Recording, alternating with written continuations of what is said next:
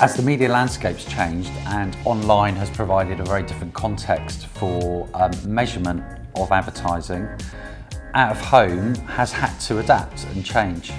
And we've seen over the last few years a much more performance and action and behaviour related set of effectiveness guidelines.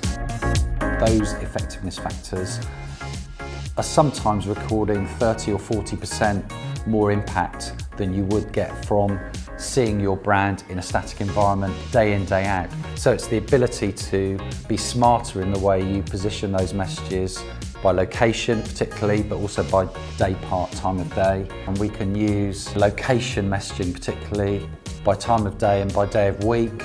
On a Saturday, ITV, for example, have been pushing a lot of their shows on the weekend, on a Saturday, on a Sunday, using digital, because that switches people onto the kind of moment.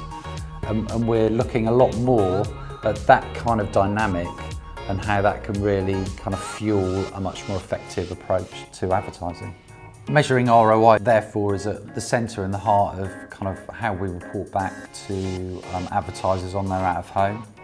There will be differences by virtue of who you are as a brand, what category you're in, how experienced an advertiser you are, as to whether branding or activation is the focus. To help us measure these campaigns more effectively, we're using a much broader framework of methodologies to measure effectiveness, and that will range from creative testing in the first instance, using techniques like eye tracking to really understand how the person and the consumer engages with different copy. These are great examples of the ads we can actually measure.